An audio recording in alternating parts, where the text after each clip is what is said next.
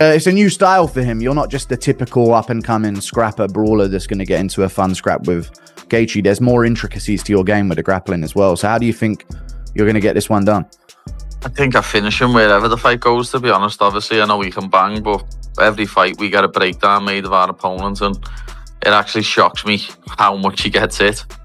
And I know he takes one to give one, but you can't really just do that at this level. That's why he's lost to people like Eddie Alvarez, Dustin Poirier, Charles, because you can't just take one to give one. Paddy Pimblett has been dropped straight into the fire.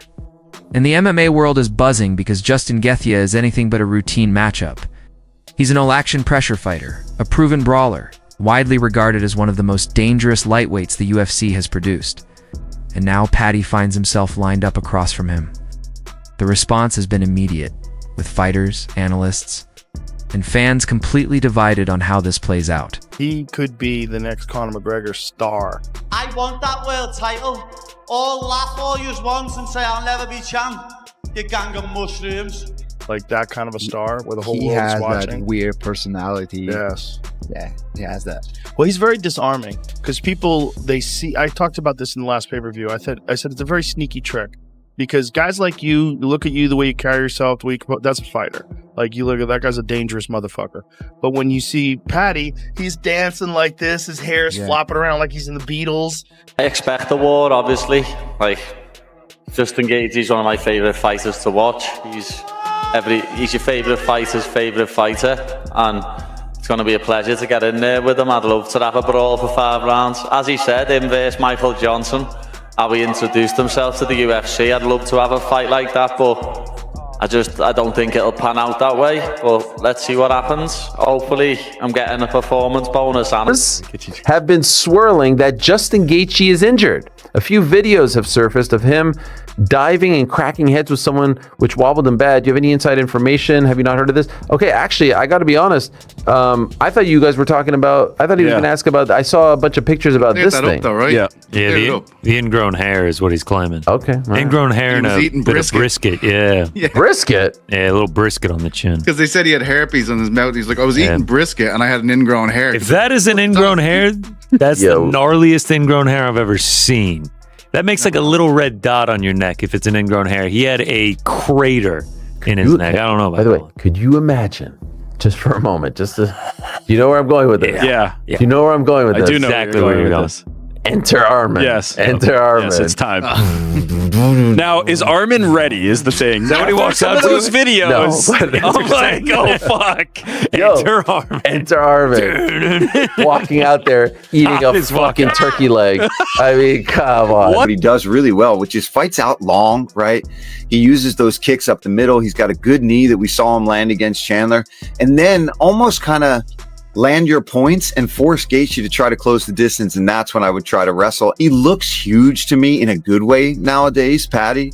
I'm always impressed. It seems like he's getting fitter and fitter, further and further out from these fights as well. We only see Fat Paddy for a little bit. Gaethje, I think keeping it on the feet, boxing in close, and just trying to murder the legs like he always does is something that he needs to do. I don't know if testing Paddy's jiu-jitsu is the move for Gaethje, so it'll be interesting, man. But I think Paddy's got a goddamn good chance. Some argue this could be a nightmare for Paddy, while others see it as an ideal opportunity, and that's where the debate heats up.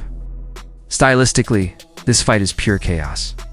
Gaethje excels in brutal exchanges, heavy leg attacks, relentless pressure, and forcing opponents into uneasy positions. He wants to see you retreat, flinch, and make mistakes. That's when he's at his best. But Paddy Pimblett doesn't. Approach fights like a typical lightweight. Be the Paramount debut. Is it like a bit of a, they like you? Is it a bit of an honor, or you don't really give a shit about that type of thing? It is a little bit of an honor, like, obviously, because they trust me with putting on a good show for the first main event in the Paramount era, but it's all about the title, lad. It's all about winning this interim belt. I wouldn't care if I was opening up the main card, lad. As long as I'm fighting for this belt, lad, it's all that matters. Nice. All right then. This is a big matchup. We've come a long way, Paddy. We've come a long way from Luigi Venturini to Justin Gaethje. Is there any surrealness to it? Like you're actually fighting this guy that you probably, I would imagine was watching before you even got into the UFC. This is fucking Justin, the highlight reel. Gaethje over here. Like. Lad, I can remember watching him fight Nick Newell, lad, the fellow with one arm before he was even in the UFC. You know what I mean? I can remember my teammate, who's now my coach, Adam Vensey, telling me, "Oh, you need to watch this Justin Gaethje, lad. He's unbelievable." And I watched him and was like, "Oh my god, he's sick." So when he had his debut against Michael Johnson, I can remember watching that live, just thinking, "Wow, this fella can bang."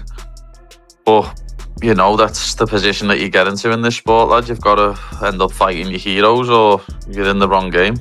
Yeah, you've been in this position before against Tony Ferguson. When you're in the cage, it's completely locked in. But is there a moment where you're thinking, like, fucking hell, this is Tony Ferguson, lad?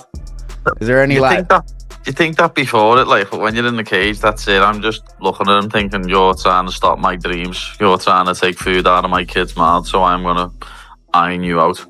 And I heard this yesterday, and I didn't bring it to you because I didn't believe it. I had to confirm it.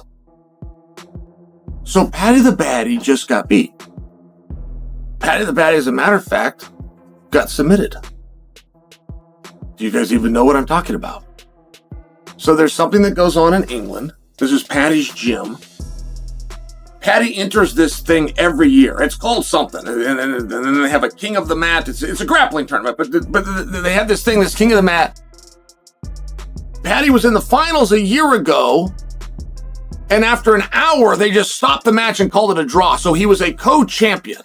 So whatever this thing is, it's a thing that matters to him. So he enters it, I guess, over the weekend. I guess. And he ends up getting beat. Now, one of the reasons it's so cool is I don't think you have heard about it. One of the reasons I think it's so cool is there's no other sport where this would happen. One of the reasons I think it's so cool is it doesn't matter. And that's one cool thing about our community. Like, if a guy like Paddy wants to go out there and take a risk and do something like this, he can chalk that up to a tremendous victory. He can also chalk that up to a workout. And you know what? We need to keep it that way. It's one thing that we have done very well as a group, and there's no other sport that's like that. You will never hear of a time that LeBron drops in for a one-on-one with the college star. He just couldn't take the risk. He just simply could not take the risk. This happened when I was a kid. It was to John McEnroe in Oregon.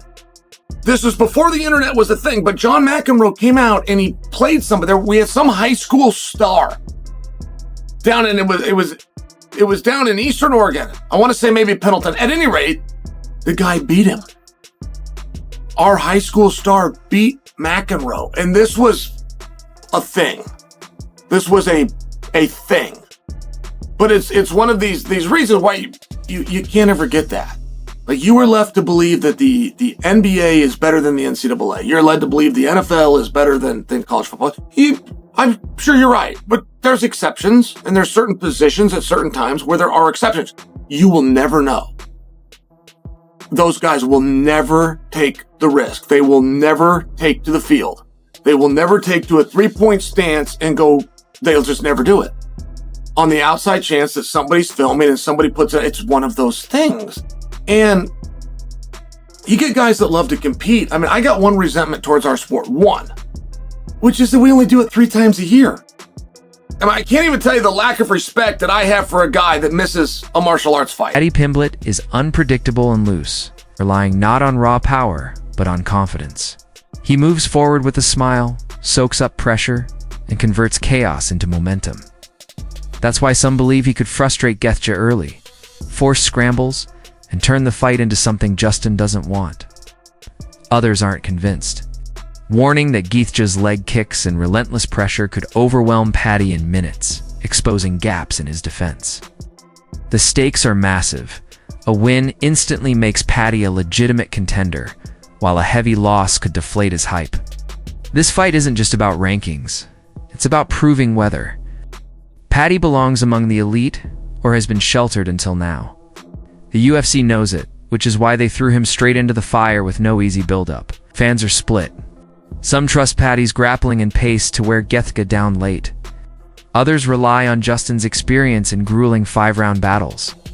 One clean strike, one takedown, or one mistake could change everything. There's no safe outcome, no clear favorite, only relentless pressure, violence, and careers on the line. Paddy Pimblett versus Justin Gaethje isn't just a fight. It's a defining statement, and when the cage door closes, someone's entire story is about to be rewritten.